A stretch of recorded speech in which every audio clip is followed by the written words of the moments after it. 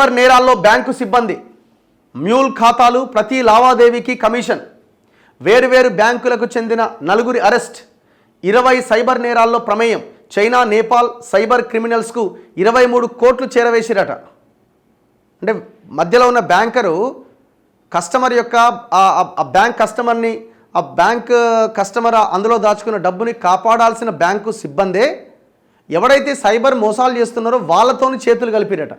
దాదాపు 20 cyber నేరాల్లో bank సిబ్బంది ప్రమేయం ఉన్నదట. చైనాలో, నేపాల్లో ఉన్న సైబర్ క్రిమినల్స్కి 23 కోట్ల రూపాయలు వీళ్ళే వాళ్ళకి చేరవేసిరట. దర్యాప్తులో నిగ్గు తేల్చిన పోలీసులు.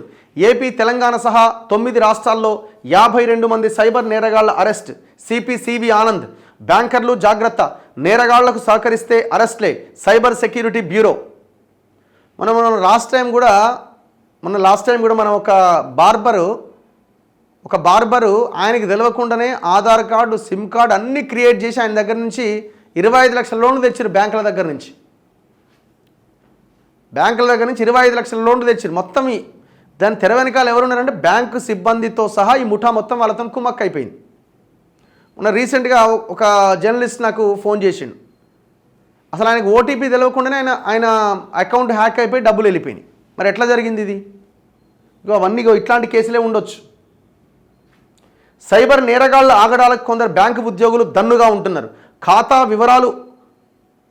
వివరాలు అడిగో, ఓటీపీ నెంబర్ అడిగో, లేదంటే డిజిటల్ అరెస్ట్ అయ్యారని భయపెట్టో అమాయక ప్రజలను మోసం చేసి వారి వద్ద నుంచి కోట్లు కొల్లగొడుతున్న సైబర్ నేరగాళ్ల విశృంఖలతకు ఆ ఉద్యోగులే గొడుగు పడుతున్నారు. అంటే వాళ్ళకి సహకరిస్తున్నారు. సైబర్ నేరగాళ్ల కోసం మ్యూల్ ఖాతాలు సృష్టించి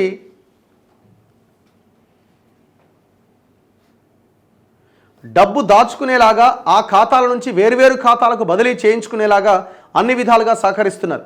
ఇదంతా పెద్ద సంఖ్యలో సైబర్ నేరగాళ్ల అరెస్టు ద్వారా తేటతెల్లమైంది. తెలుగు రాష్ట్రాలు సహా గుజరాత్, కర్ణాటక, న్యూఢిల్లీ, యూపీ, మహారాష్ట్ర, పశ్చిమ బెంగాల్, బీహార్లో సిటీ సైబర్ క్రైమ్ పోలీసులు భారీ ఆపరేషన్ నిర్వహించి 52 మంది సైబర్ నేరగాళ్లను అరెస్ట్ చేశారు. ఈ సైబర్ నేరగాళ్లు తెలంగాణలో 74 సైబర్ నేరాలు సహా దేశవ్యాప్తంగా 576 నేరాలకు పాల్పడి 88 కోట్ల 32 లక్షలు కొల్లగొట్టారు. ఒక్క హైదరాబాద్ కమిషనరేట్ పరిధిలోనే 33 సైబర్ నేరాలకు పాల్పడ్డారు. దర్యాప్తులో సైబర్ నేరగాళ్లకు సహకరిస్తున్న వేరువేరు బ్యాంకులకు చెందిన 9 ఉద్యోగులను అరెస్ట్ చేసి కటకటాల్లోకి నెట్టారు. ఈ 9 నేపాల్, చైనాల్లోని ప్రధాన సైబర్ క్రిమినల్స్కు వాళ్ళ ఖాతాలకు 23 కోట్లు తరలించారు. దేశవ్యాప్తంగా 20 కేసుల్లో వీరి పాత్ర ఉన్నది. ఈ మేరకు బుధవారం నిర్వహించిన విలేకరుల సమావేశంలో Hyderabad city police commissioner C V Anand వివరాలు వెల్లడించారు. సైబర్ క్రిమినల్స్ వద్ద 47 కోట్ల 90 లక్షల నగదు, మరో 40 లక్షల విలువైన క్రిప్టో కరెన్సీ కలిపి మొత్తం 87 లక్షల 90 వేలు స్వాధీనం చేసుకున్నాం. నేరస్తుల ఖాతాల్లో 2 కోట్ల 87 లక్షలు ఫ్రీజ్ చేశాం. ఈ నేరగాళ్లు నగరంలో చేసిన నేరాల్లో 3 కేసులను వెల్లడించారు. ఆ 3 కేసులు ఏంటంటే, హైదరాబాద్ గుడిమల్కాపూర్కు చెందిన ఒక ప్రముఖ వైద్యురాలు సైబర్ నేరగాళ్ల ముఠా బెదిరింపులకు భయపడి 3 కోట్లు ఇచ్చుకున్నదట. వీడియో కాల్ చేసి మనీ లాండరింగ్ కేసులో ఉన్నారు అని, డిజిటల్ అరెస్ట్ అయ్యారని ఆమెను బెదిరించారు. తమను తాము ఢిల్లీ క్రైమ్ బ్రాంచ్ అధికారులమని చెప్పుకున్నారు. బ్యాంకు ఖాతాల్లో ఉన్న డబ్బు మొత్తం ఆర్బీఐ చూపించిన ఖాతాల్లో జమ చేయాలని, ఖాతాలని సక్రమంగా ఉన్నట్లు తేలితే డబ్బంతా తిరిగిస్తామని నమ్మించారు. ఈ విషయం ఎవరికీ చెప్పొద్దని, లేదంటే భర్త, కుమారుణ్ణి కూడా అరెస్ట్ చేస్తామని హెచ్చరించారు. భయపడ్డ ఆమె వారు సూచించిన ఖాతాలు 3 కోట్లు జమ చేసింది.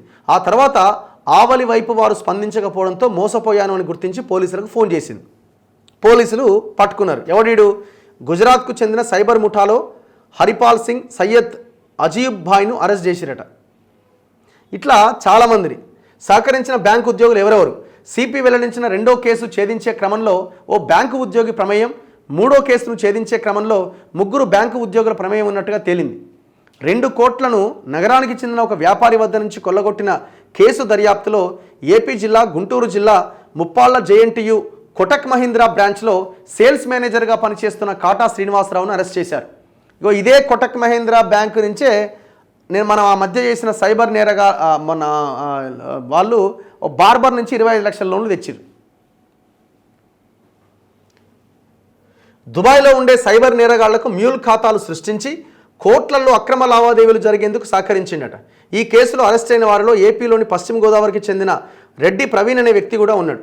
ఇక 3వ కేసులో ట్రేడింగ్లో భారీ లాభాలు వస్తాయని నమ్మించి నగరానికి చెందిన ఒక వ్యక్తి నుంచి సైబర్ నేరగాళ్ళు 93 లక్షలు కొల్లగొట్టిరట. చూడండి ఎట్లుందో. ఎక్కడిది?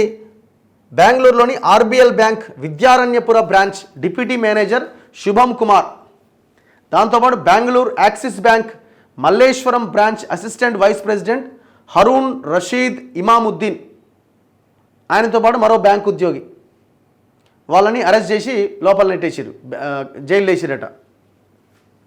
ప్రధాన నేరగాళ్లకు చేరవేసి లక్షల్లో కమిషన్ తీసుకున్నారట. ప్రతి లావాదేవీకి 5 నుంచి 10% కమిషన్ తీసుకుంటున్నారట.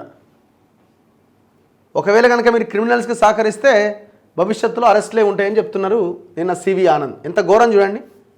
ప్రజలు దాచుకున్న సొమ్ము